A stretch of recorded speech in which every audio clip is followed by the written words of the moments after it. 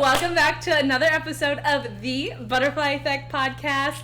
Today is like the 8th wonder of the world because I finally got my guest that I've been dreaming to get on this freaking podcast for literally months. It's been rescheduled, and it's finally happening. I have Shakirah Edwards!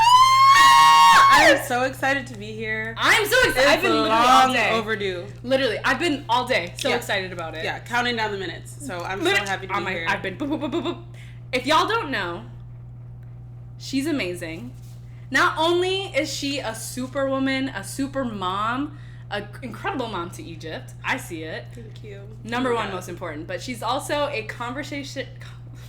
The wine, girl. It's the wine. It's not me, it's the wine. A conversation curator, which I love that title. I'm about to steal it, like a storyteller, conversation curator. I love it. I'll always give you credit, but I love that. And she was guest appearance on TMZ. Yeah. Yes. Yeah. And worked for Ellen. Are you kidding me? And has a lot of cool things coming up, but we won't tell about that. Yes. Well, quite the intro. Thank you so much. You're welcome. I'm so happy to be here. Like I said, long overdue. Mm-hmm. And for sure, take conversation curator. I don't even know where I came up with it, but like I literally had a dream, like Raven, and woke up and was like, this is me. So yes. It's so cute, and it's perfect because that's what we do. Mm-hmm. We just have conversations. We pull stories out of whoever we know, the connection that we have, but that's like the best thing, I think the best title ever. Yeah, so and genuine. it applies to so much. It could be radio, it could be poetry, it could be hosting, it could be interviewing. So yeah, thank you. I love it. I'm really, we've already said it a million times, but I'm really, really happy that you're here. Thank you for being here and taking time away from your baby. Like, I know you do a lot of stuff, so it's really, I appreciate you being here. Yeah, I wouldn't miss this, and I was just telling you, like, I love getting interviewed just as much as I love interviewing people. Yeah. So low key, like whenever you need me, girl, call me. We already got some things up our sleeve. But stay tuned. Yeah, stay tuned. If you guys know me, you know I went to St. Cloud State, and that's actually how me and Shakirah know each other. We didn't necessarily hang out too much, like towards the end. But you were a year older than me. Girl. 2. You're 27. Yeah, but I'm turning 28, so 2 years. So 2. Okay. Because you graduated what year? 2016. Yeah, I was late. I was late too. I was supposed to graduate 25th. Okay. Now I'm 30, so yeah, 2 years. But I just, a fresh 30. Yeah. Anyways, age doesn't matter. But hey, so we just didn't cross each other's paths too much towards the end. But I'm always curious for people, especially people of color that went to St. Cloud. What was that experience like for you? So my experience was probably different than most people would say. I went to Burnsville High School, so I'm very used to being a minority, and I actually really loved St. Cloud. Like, I immediately found CAS, Council of African American Students, and fell in love, and like found my people, who are still my people to this day, most of them. Still my people to this day. And I, obviously, like, the city of St. Cloud itself wasn't ideal, and of course, like, I want to raise my son to have the option to be able to go to an HBCU, but for what it was, being in central Minnesota, I really loved St. Cloud. I had more diversity there, more black people there than I had in college, in high school.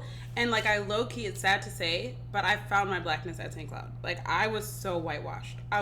Girl, like relaxer in my hair. I used to tell people I was part Asian, which like low-key I might be, but that's another story. Like, I just did not claim my blackness until I got to St. Cloud State. So I had a good experience. That is actually my exact experience. Me and Shakirah are like very aligned on a lot of things. We need to hang out more. We do. I'm telling you, Libras and Geminis, we just get each other. My best, yeah. Jan's a Libra. I was thinking she about needs to be on here soon. I know, Jan. Shameless Please plug, come on. Jan Delta Ray, bring your ass. Literally, please, Jan. I'm begging you. Literally, you're my inspiration. Like, I love you. I'm obsessed with you. Everything you do. Chef's kiss. Kiss. You are incredible. I'm your biggest fan. Yes. Second biggest, because you're my girl. But yes, for sure.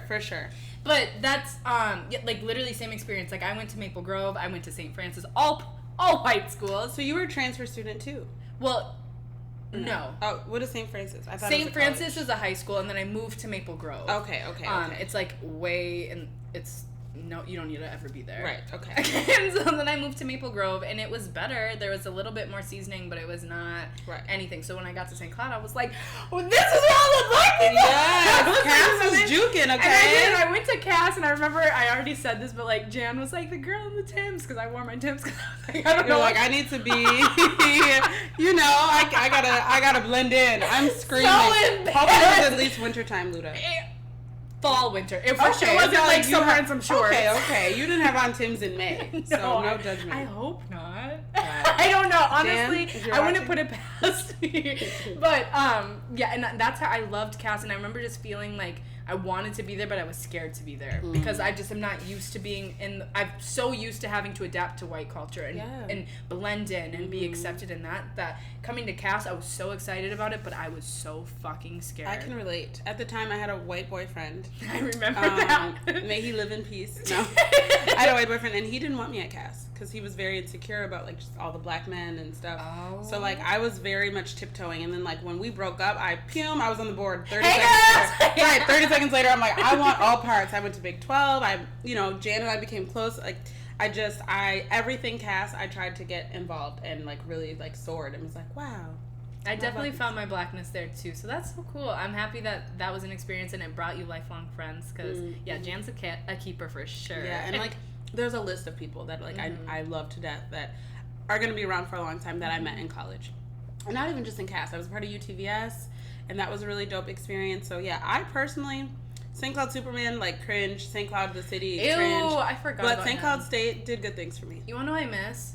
Besides the press, honestly, those were some good memories. That stage. Great memories. Stinky. Girl. Good But memories. that stage, I felt like that girl on that stage. Like, I know you're watching the me. white men lusting from beneath me. Literally. Like, stop. Oh, I'm going to bleep this out, but one night was up there just staring Girl. at me. Yes, I see you. The eye contact. I really felt like I was in an early 2000s music I video. really did, and we just we were just those girls when we walked in because everything was the same, and then we came in and was like, oh. Different, right? Yeah, we were right? different. Right? Man, St. Cloud, I've had enough white man experience because of St. Cloud, I'm good. Like, I'm good. Unless it's like Jack Harlow, Travis Kelce. I'm straight. Travis Kelce, not Jack. The bonnet? What are you feeling about this bonnet situation? His hair is curly. Okay. Yikes. Yikes. She said, go back and look for your blackness a little more, sis. His hair is curly. Like, I don't know why he left the house with it on. That's but my if he thing. sleeps in it, I feel like... The bonnet in the sleep, okay, but leaving the house unless he was that like... wasn't a good move. I just want him was to issue a weird. statement. Because I think it's because of the stereotype that black women get when they leave the house with it, and then all of a sudden Jack Harlow does it, and it's cool. It's a story that repeats itself. Right, and it's like, you don't need brownie points from our community. We actually fuck with you. Yeah, we love you, okay? So don't do too much. You're right. Exactly, You're don't right. push it. But Travis Kelce, yeah.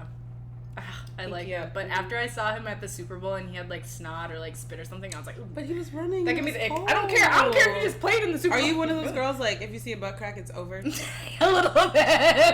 That's what me and Jawan were talking about on our episode. I remember I was cracking up. I can't say too much because certain people will be watching, but I feel the same way. I'm going to leave it at that. I honestly have not dabbled in the white men since St. Cloud, so I can cheers to that. Cheers. Yeah. So you were involved in UTV. Did you go into St. Cloud knowing exactly what you wanted in your career? I wanted to be a talk show host since I was 12. I can literally see it. Yes, thank you. And it's gonna happen. Thank you. It's so hard. We'll get into this, but like with motherhood, it's not that my dreams seem unattainable, but they seem further away. So I appreciate that because I kind of like watered myself down and was like, well, what else can I do besides that? And that shouldn't be my mindset. But yeah, since I was 12, I remember we did like this project about like, what do you want to be when you grow up? And I like drew out the stage, and like I literally remember writing, I want to be a perfect mix between Oprah Winfrey and Ryan Seacrest. Like that's always been like my dream. So yes, I went to St. Cloud knowing exactly what I wanted to do. Why those two? Well, because Oprah is like, Oprah. Yeah, like Enough she said. set the tone for Black women. She's a household name. She's so successful, but I feel like she was a little bit too uptight. Like She was performing for a white audience exactly. almost. Like there's this clip that went around that this white woman was like, "You're not a Oprah, but he is," and Oprah was like, "Yeah." I'm like, "No, bitch." So like that. What? Yeah. So maybe not. Looking back now that like there's different talk show hosts out there and like it's easier for people to have a platform where they are considered a talk show host or whatever. I would say like a mix between Oprah and Carisha.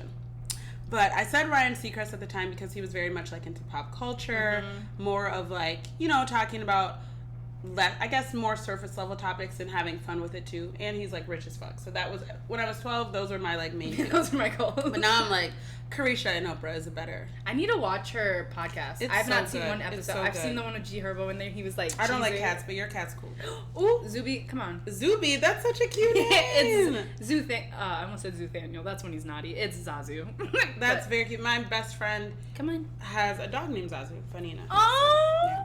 Cute he is. So many parallels in our life. Yes. So you graduate, you were in mass comm, you were doing a lot. I remember you always on camera, or like on campus on camera, like doing different Carrying things. that heavy ass equipment around to interview people. That big ass camera too. Girl. You were dedicated. Yes, that was the only workouts I did. So. And it worked. So anyways, but how did you get from graduating St. Cloud to LA? Because obviously LA is like where you need to be. Yeah. So tell me about that, and yes. don't need any details. Okay, girl. So again, same with wanting to be a talk show host. I've wanted to live in LA my whole life. Like it's been a dream of mine forever. So when I graduated, I stayed in St. Cloud for a while. Shout out to Capital One. I for real worked at Capital One, paid that cheap ass rent, and then I was like, I had a goal of moving to LA in January of 2018. So I moved to the cities.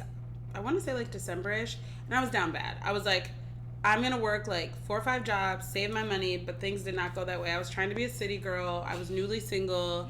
I was doing too much, and I was like staying with friends because I thought that it would be a short-term thing. I thought that I would leave immediately.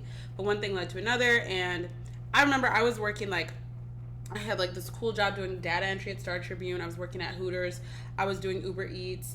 Like I was DJing. I was DJing weddings. Yes, I was DJing weddings. Like every odd job, I had it. Yeah. And somehow like my car still got repossessed. Like I was down bad, staying with friends. So then like when my car got repoed, I was like, okay, this is God telling me like you're too comfortable. Like you're going out every weekend, you're traveling, and you have like nothing to show for it. Like God was like, sis, you're about to hit rock bottom, so then you don't have anything to lose, so then you have to get up out of here. So my car got repoed, I want to say in like October. I was out by January of 2019. Like I literally had like $1,200 to my name. Oh my gosh. And had 3 suitcases and a duffel bag and moved to LA. And at the time of wanting to move, of course I was doing my research, but like I was broke. I didn't have a job lined up. I had nothing. But I had a friend who you might know, Darren. Shout out to Darren. He was in St. Cloud for 32 seconds and then moved to LA to pursue his acting career. And he's like, there's this like artist housing. It's like this big ass house, 5-bedroom house. There's 20 fucking people living there. Excuse me? 20 people, like 3-bedroom house, 2 bathrooms. 20 people. And we're talking everything from like people who wanted to be stand-up comedians to actors to exotic dancers to fucking magicians to journalists. Like you would apply, you'd send them your resume, and they'd approve you. $750 a month, which for LA is cheap. But Luda, I literally lived in a coffin. Like I could show you pictures. Like the way, I kid you not, dead ass a coffin. Can you send me the pictures? I will. I'll send you a video. Like, so they would have like, there'd be like 6 people to a bedroom, and I don't even know how to explain it. Like, we literally lived in cubbies. So, like, it was a cubby that you crawl into. You have your mattress. The back of the cubby was a closet. There were shelves on it. And then you had storage to put your luggage. Like, insanity. We had cleaners come and clean the house, thank God. That's but, like, good. You got a shelf for your groceries. 1 single shelf in the freezer. 1 single shelf in the cupboard. 1 single shelf in the fridge. And, like, but in the house, there was, like, they had a recording studio. They had backdrops. They had acting classes that you got for free. So, like, really cool, but, like, also really disgusting. And at this point, I'm 25, 26 years old. So I'm like, I'm too grown for this, but I'm going to make it shake for my dream. So I moved there in January. I got a job right away working at, like, these duck boats, like, at this local pond. But I was applying everywhere. I applied at not the Breakfast Club, wrong city. I applied at Big Boys Neighborhood, like 102, whatever. I applied at Warner Brothers. I applied at OWN, Oprah's network, like everywhere. And it took me, so 3 months of me like working this random job, no car out there, just like saving my money. And then networking like crazy. And luckily I'm living an artist living. So it's so cool. Like I'm meeting people. And then one day, like I go on social media and like Nipsey Hussle dies. And we found out, and like it happened 20 minutes away from me. So I literally, this is my only source of income. My dumbass, being the impulsive Gemini I am, I'm like, I'm going to go cover this story. Like, I'm going to get my fucking iPhone. No, I still have my camera. I'm going to get my camera. I'm going to go to South Central by myself.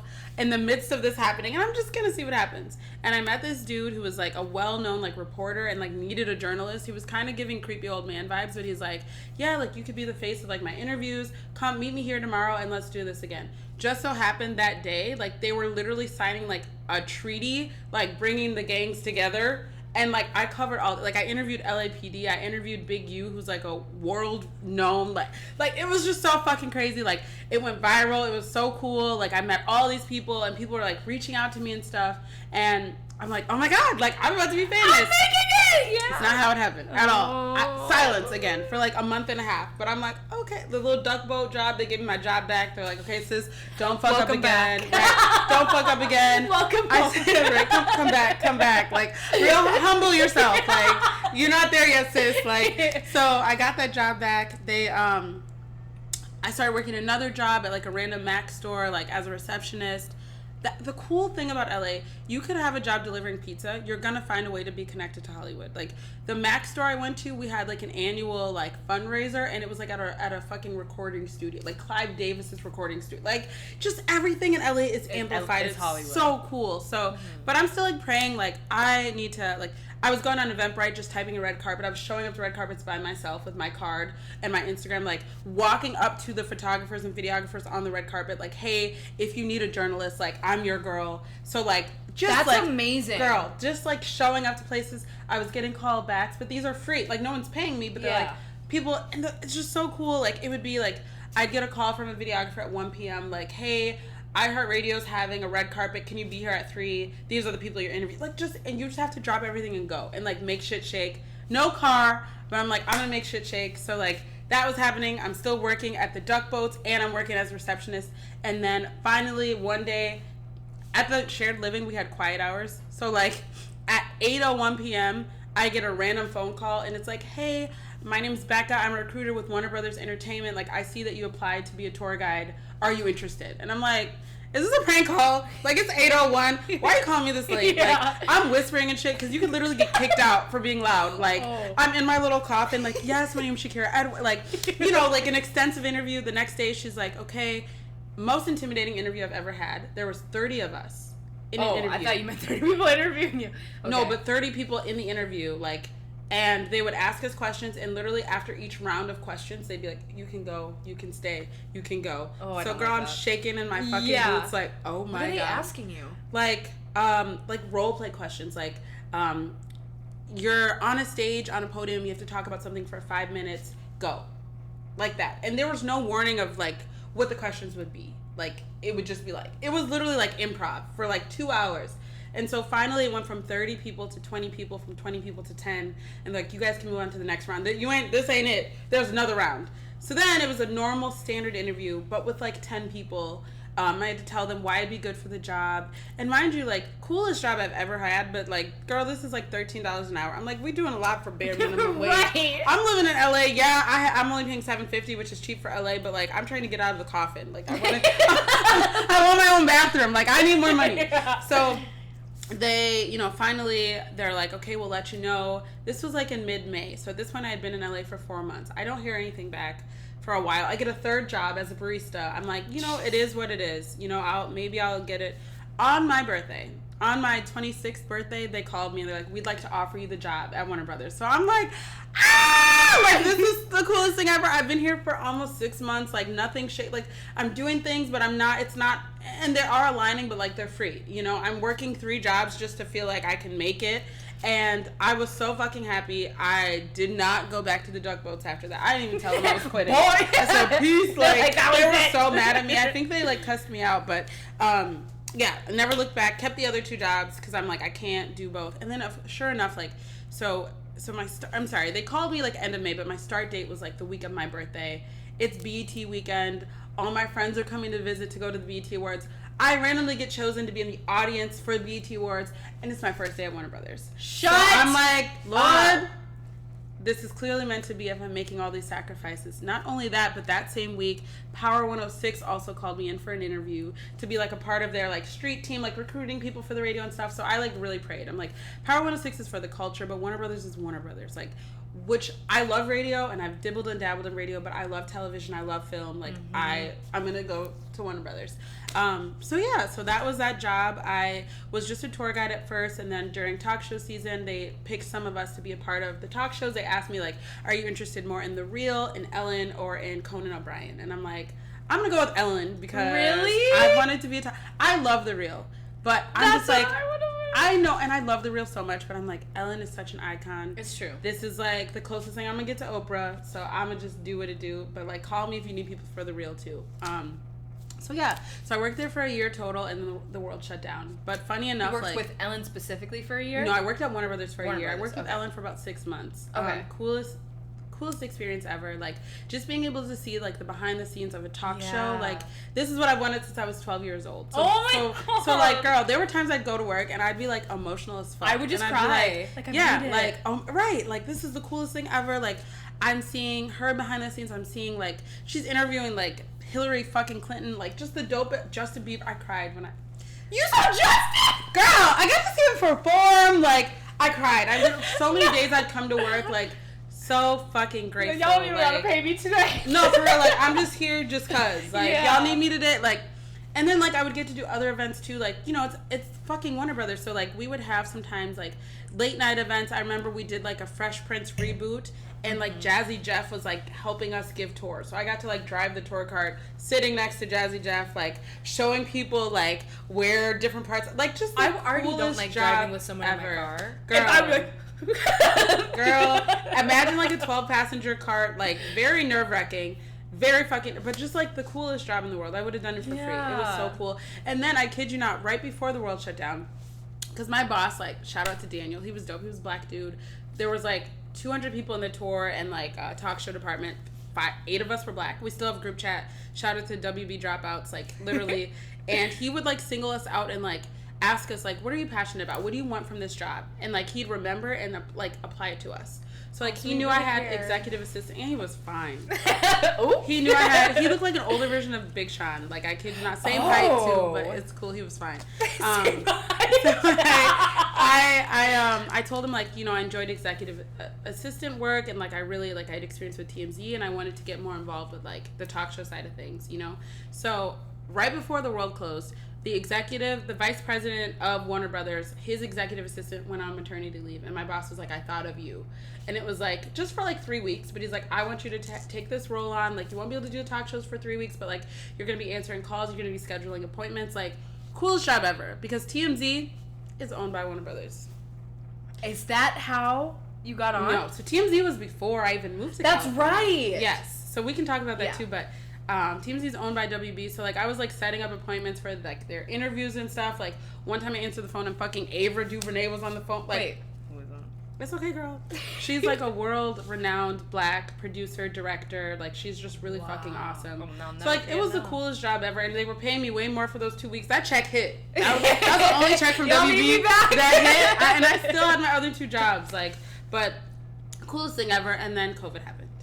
So like, while you're working that administrative job. So I was only at WB I was only in Los Angeles for a year and 4 months before the world closed. And you know, Los Angeles really fucking closed. Oh yeah, like, they were shut down. So I'm like, and then during that time too, a couple months after, I dealt with a breakup. My roommate left. Like, I was down bad. Like, it was crazy. We're going through. Because I'm like, what am I gonna do? You know.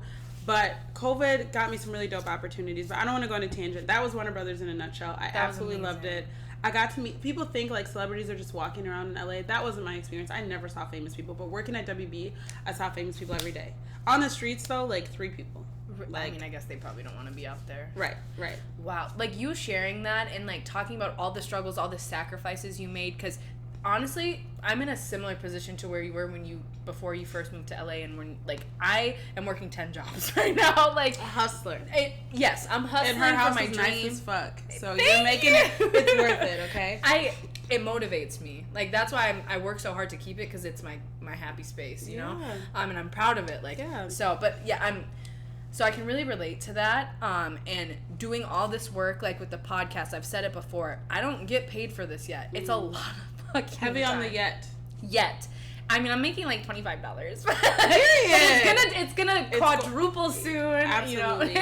And it's a lot of work that you put into it, and you don't do it for the money. You do it for your passion. You do it for the potential of what you know and you believe in yourself where it can be. And so hearing how you like literally believed in yourself, you were living in a coffin. Like you were making. Remember that vine? Put him in a coffin. I was in the coffin. That was me. Like literally for 5 months. I can't believe it. Girl. But then to see the opportunities start to roll in, and just like gives me hope that it's gonna happen for us both. It's gonna, like, your time, that's not even your peak yet. Like, that was just like a little bump. I swear to God, your peak is coming. I can feel it. Stop. It is. I don't know we're if not gonna say or the wine or like it's both. or girl or Mother Nature, because she's beating my ass too. To be emotional. No, but I really do. I believe. I can't wait to see it. But and same goes for you. Thank you've always you. been such a genuine soul, and like I said, like the consistency is so. I like, again, not that this is like a praise Jan podcast, but Jan is one of the only people I know that, like, she had over 100 episodes. That's so hard. And you said you're working 10 jobs, like you have other responsibilities, other things you're doing, and you're putting just as much effort and time into this. You're gonna go far. That's not easy. No, a lot of people want the dream, but they don't want to take the steps to get the work there. To do it. And that was a big wake-up call. Honestly, one of the messages I remember, it was from you. You're like, I see you with the consistency. And I swear to God, that stuck with me. Like, it pushed me through, because there was moments where I wasn't. I'm like, oh my gosh, I need to get back to it. And, like, that message really meant more than you know. Like, it really did motivate me. So, like, yeah, thank you for sending that. I want to hear some tea from Ellen. Like, you said it was an amazing experience, but I'm sure it was not all butterflies and rainbows, because Ellen has been under scrutiny for her fakeness. Yes. So, in her defense, I can imagine, because, like, I'm, like, overly bubbly, like, annoyingly, but having to, like, smile in front of lights and cameras and all that for 40 hours a week, yeah, I can understand how when you're off, like, that switch turns off hardcore. Yeah. I don't think she's naturally, like, an extrovert. Okay. So having to be like, be kind, you know? Mm-hmm. So, like, yeah, like, she was an actress for sure. Like, you literally, as soon as she says that, be kind, like, her whole demeanor changes. And not only that, she's the first one out the building, like, zoom in her Porsche. Like, it almost seemed like she didn't really like her job. Or, like, she was just exhausted with having to play that role. Oh, yeah. If this is Ellen, I worked underneath Ellen, mm-hmm. but I interacted with her enough to see that, like, I don't want to say she was a bitch, but she's not the most pleasant person. I wonder if she'd had always been that way. Right. Or if, like, or if being the industry in it for made her so that way. long, mm-hmm. yeah, it, like, jaded her. Yeah, that, and we got paid, like, absolute shit. Like, girl, like, I mean, I had 3 jobs working for Ellen. You would think that you wouldn't have to. You would think. And, like, my boss got paid absolute shit. My boss's boss got paid absolute shit. Like, we did not get paid well. And that's Hollywood. Like, you have to do it for the experience, because you have to build your resume. And that's another thing that I want to, like, touch base on. A lot of people, especially growing up in the Midwest, people that have, like, those type A, like, I'm going to be a teacher, I'm going to be a lawyer, like, kudos. But a lot of people don't understand wanting to be a creative. They don't get that a lot of the opportunities we have are not paid. And we have to work just as hard, if not harder, and there's no check associated with it. But it's still if you feel, that's the thing about passion. If you are passionate about it and it fills you up, there's no paycheck that's gonna, like, make you feel stronger about it. You just do. Yep. So a lot of people didn't understand, like, you moved out there to struggle. Like, yeah, but I'm living my dreams. So you so, like, said that perfectly. But, like, you're struggling. Like, yeah, you're, you know, financially maybe not, but you're unhappy, you know? Mm-hmm. Or maybe you're not. I can't push that on people. But I know, like, for me right now, if my son didn't exist, I would not be here working in academia and financial aid. That's not fun. Shout out to Capella. Thank you. But that's not what fills my cup. You know what I mean? And I would rather fill my cup and struggle any day than not, you know? So, yeah, I mean, it was still worth it. It was absolutely still worth it. I don't regret a thing. I absolutely loved it. That was the main tea about Ellen, though. Just that she kind of was almost, like, robotic. Like, literally, as soon as those cameras shut off, she shut off with them. And we'd always joke, like, before the guests left, before any of the audience left, she was already on the highway. Like, we would see her Porsche leave 30 seconds after that mic dropped. Like, she was gone. Like, and she would film purposely, like, 3 to 4 days a week and, like, film double episodes so she wouldn't have to come in. So, like, she clearly... Oh, yeah. She's over it. She was, jaded, like, as fuck. And, like, it was her whole life, because she started when she was really young. Super young. She's done. Yeah. Super done. That actually... Put things in, things back into perspective, because I can see myself even being like that. Like, I cannot smile at anybody else. Like, Right. I have no energy even for myself at this point. Right. But going back to what you just said about I'd rather be struggling and doing something that I love, like, I can either be working these 40 hours at this 9-to-5 job that doesn't really care about me, doesn't fill my cup, gives me a paycheck, but I'm not fucking happy. Or I could be working 3 jobs, but still having a lot of time for the thing that does fill my cup and being genuinely happy. I'd much rather do that. Yeah, Much rather do that. And my like things have shifted for me because I do have a kid, so now I'm just like stability. And I am a single mom. Like, I mean, his dad's amazing, but his dad's amazing, but like, you know, I am taking care of myself 100%, and my kid when he's with me 100%. So unfortunately, I don't have that option to do that anymore. But like, that's my jam. I loved having 3-4 side hustles, and like, it's more rewarding almost because it's like I'm making it do what it do without a 9-to-5, and like I still have a roof over my head. I'm still taken care of. It's like such a good, sweet feeling. It is. So it's been hard, and I know we'll get to this, but like readjusting from that to the traditional like 9-to-5, it's been hard. I'm really excited to dive into that a little bit more. I remember currently I'm actually going through that. So in college, I felt like I was in like 10,000 different things. I was always busy, but I felt like very good about myself. And part of that is because I had like external validation, and people were like, oh, you're so this, you're so that, because they see me doing all these things, and that felt good. But then when I finally like got a one job and I was just doing that, I was miserable. But your job in Chicago looked so fun. Like, working with kids was cool, but it was also, there was a lot of headaches. Nonprofits are fucking insane. I have heard. Insane. And they're so important. They're like great. They have great intentions, but it's like they work their people to death. But so I loved my coworkers and all of that, but when I had that, I was like miserable. And like, so then I was like, okay, I'm gonna work for myself. So then I opened this, I'm like, oh, I have so much free time. Least motivated I've ever been in my life. And now that I'm starting to get like more side jobs, I'm starting serving, I work at a gym, my motivation has an all-time peak. I'm like, I guess I just need to do that. Like, that's just who I am. Perfect balance, because you have some structure, but you're also doing your own thing. Exactly. I have freedom. I don't know. It's weird. I guess that's just how my brain operates. But. Yeah. And I really love that about our generation, because I think before us, it's frowned upon, right? Like, to come, first of all, both of us have left home to pursue like different things in big cities. Coming back, I know for me at least, was hard, especially my situation. Like, I came back pregnant as fuck. 2 weeks later, I'm single as fuck, and I'm a baby mama. God. Like, what? So it was really hard for me. And then also just like the idea that like by 30 you should have shit figured out. Like, our generation is really cracking that and saying, no, nobody ever has it figured out. It's okay to dibble and dabble and look for, especially like a lot of times, especially like having Black parents, or just having parents that are like, you have to do this, you have to do that. You don't, as a child, you don't get to explore all those creative endeavors you wanted to.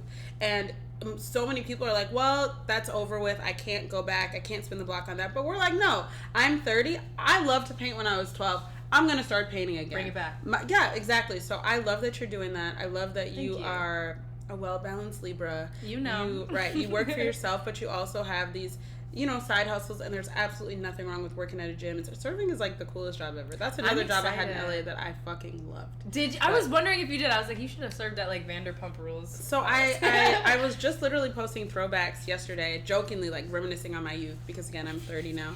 And I worked at like what I'd like to describe as the Black Hooters. Ooh. It was so Wait, fire. what's it called? Pine? Nope, it's called Berkshire House. Okay. It wasn't like in the heart of Hollywood. It was like in between WeHo and like downtown LA, and it was so cool. Like all the like trappers and like drug dealers and like C-list celebrities would come there. Like when I say like random as fuck, like YK Osiris, like, and like Too Short, like random as fuck. But the coolest job ever. Some of the best money I've ever made in my life. Oh, I bet you were probably making such good tips. Like just so your personality and bye. Stop. And like just so cool, and like they paid us hourly under the table, like no taxes, like girl. So, and on top of the tips, and we're all collecting unemployment. Like it was so like that was like that amazing. got you out the coffin. No, for real. No, this was actually during the pandemic, after, because I was doing Uber.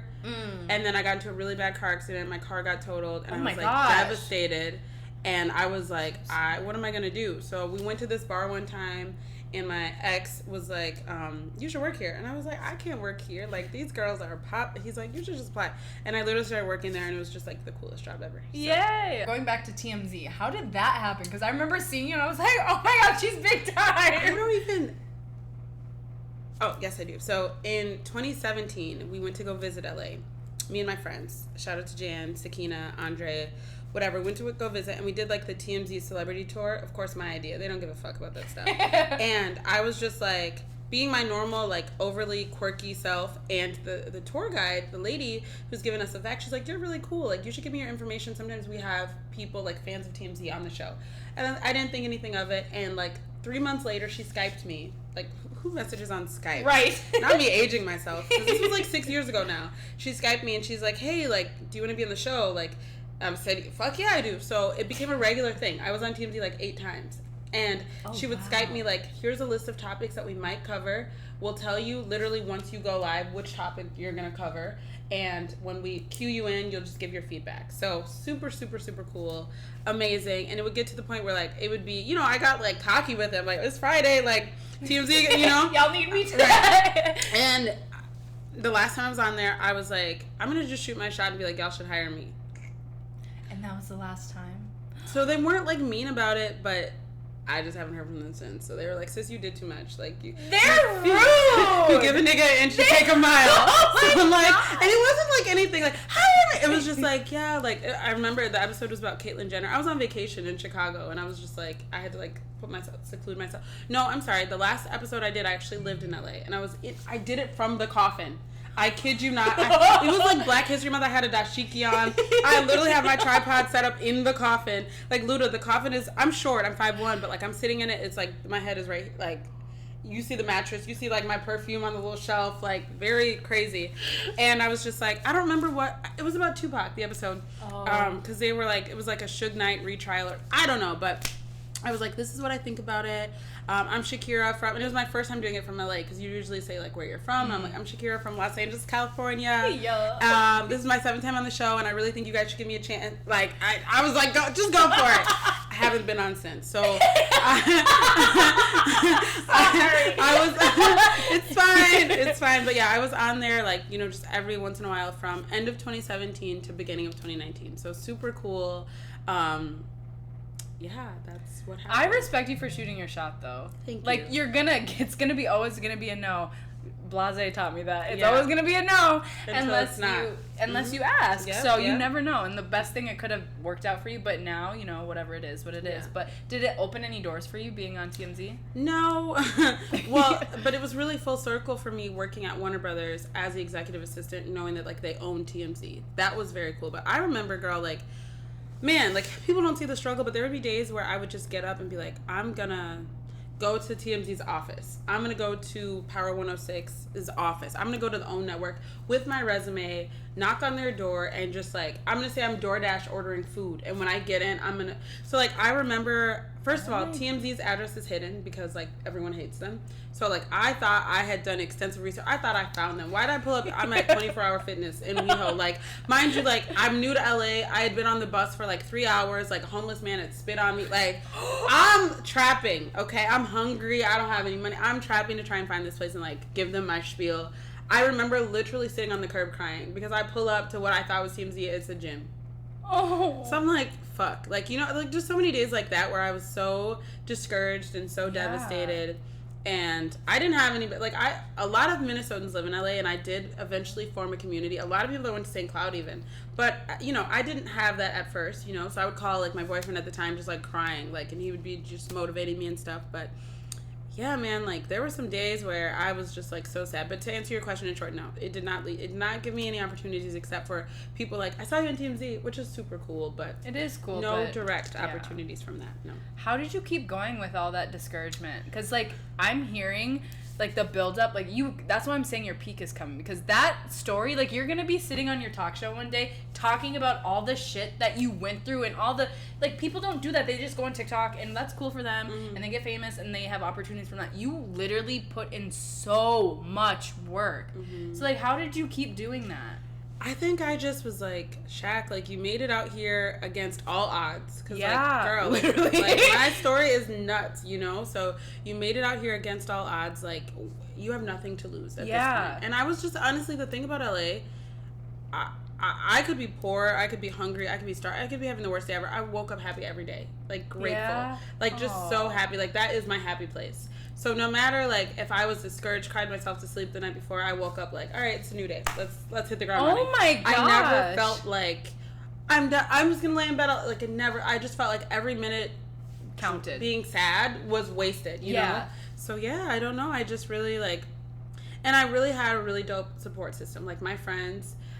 And also, while I was in LA, I wasn't speaking to my family. Like, it was just like, you know. So, but like, my friends and like the friends that I met there were like just so positive. And it's interesting because LA has such a reputation for being like, you know, people are like fake and people don't. I have gotten so much support from people there. Like, I would meet like red carpet hosts and they'd be like, oh, take my number down, this is who I work for, you should try it. Like, it was all love. The whole crabs in a barrel thing is here more than it's there, you know. So, I can see that. Yeah, so I just I always met like really dope, genuine people who, there would always be something. Each day it'd be a new adventure. Like, each day I'd be like, okay, well, I did a red carpet last Thursday, this guy gave me this number, let me call. There'd always be something for me to pursue each and every day. So I just never felt like I give up. There was no like dead ends. Yes, even during the pandemic. Wow. Yeah. Wow. I feel like also just there's something to be said about being in an environment around people who are also chasing their passions. Exactly. Like, that is something that would also motivate me too. Right. I don't think I could be in LA, but like, that's not my crowd. And there were some fucking weirdos, like, as roommates. Sure. I had some fucking weirdos, but yeah, everyone was there. What happened to that house? I need to hear a story about that Girl. house. I need to hear a story about this house full of 20 people and that's sleeping in coffins like vampires. I don't even know, like, what's the craziest story. Obviously, there was a lot of like communal fucking. Like, did you? No. The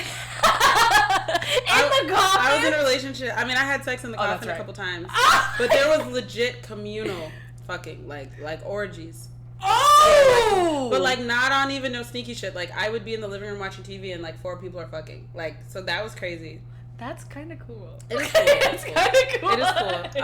And then like one guy, like, you know, we had cameras and stuff in there. One guy got kicked out in the middle of the night for eating someone's Cheez-Its, like. And he's like, I'm not gonna say his name, but like, he's a friend of mine now, like, really dope guy. Like, that's not crazy. You shouldn't have been kicked out, but you're on to bigger and better things. So, don't eat no more Cheez-Its. Right. I got out at the best time because during the pandemic, it literally turned into a trap house. The owners of the houses were like desperate, so they were letting in like crackheads, meth addicts. The cleaner stopped coming. That's so bad. You already know the vibes. I have some lifelong friends that I met in those houses too, sure. and like they were there during the pandemic and like have horror stories. Oh, you lived there in the pandemic? No, I didn't. I'm saying I got out. I lived there from January 2019 to May of 2019, and then I got a place with my ex and Shakirah. That's right. That's right. But I have friends who stayed there during the pandemic, and like it literally just turned into a trap house. You know, like disgusting, like rodents running through, like just like insane. But yeah, those are the main like crazy stories. Yeah. Who was the best celebrity that you got to interview? Because I was doing some research and I saw you were like talking to somebody from Fires Everywhere. Little Fires Everywhere. Yeah. That was okay. So best celebrity, that's a separate question, but best interview experience was for sure Little Fires Everywhere. That one, yeah. Because first of all, Luda, it was 2 days before the world closed. Like, we knew the news was talking about COVID to the point where like we weren't wearing masks yet. It was fresh, but when I got done interviewing them, like we elbow bumped because we didn't want to touch each other's hands. But it was a press junket, and for people who don't know what a press junket is, it's the coolest thing ever. It's like a press release, but it's a private one. So the production company, so in this case Hulu, rents out 10 suites at like the nicest hotel. So I was at the W Hotel in West Hollywood. They rent out 10 suites, and in each suite is like an intimate interview is happening. So it's like this setup with like 10 different cameras. There's a team of people. There's me, the interviewer, and there's the cast. So I got to interview all the kids. Every kid that started. And it's the coolest thing ever. Like, that opportunity was presented to me by this production company called Where's the Buzz. They're like a smaller, more wholesome version of the Shade Room. And again, like 2 weeks prior, I had reached out to them, just DMing them, like, I'm an aspiring host, I'd love to, and the guy's like, meet me at like, very sketchy. He's like, meet me at this event, like, next week, and we'll see how you do, and we'll go from there. So that first event was a red carpet for, like, it was like a famous like black church that was opening in LA, but like random celebrities were there, like the little girl who's the voice of Doc McStuffins. Like, it was very fucking random. But he's like, you did a great job. Like, if there's anything else, I'll call you. So he called me to do the press release, the press junket, the night before. And he's like, there's a new show coming out on Hulu. This is before it released. He's like, I'm going to email you every episode. Binge watch it tonight. Gather your questions. You need to be there at 7 a.m.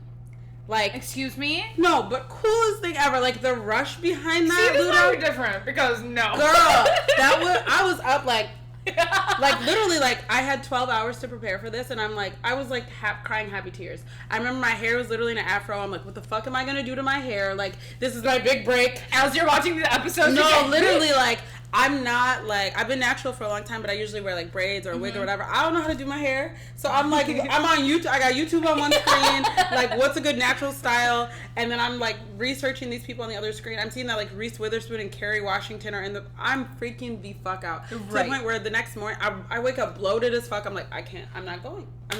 I literally almost didn't go. My boyfriend at the time was, like had to shake me. Like, you're going. So I went, and like I said, coolest thing ever. So all these suites are booked. There's names on them, like kids, little fires everywhere. My name is like on there. Like, coolest thing ever. One of the like suites is like rented out, and it's like a continental breakfast for like all the interview. Like, literally, like, this is what my dreams are made of. Like, I'm cheesing from year to year.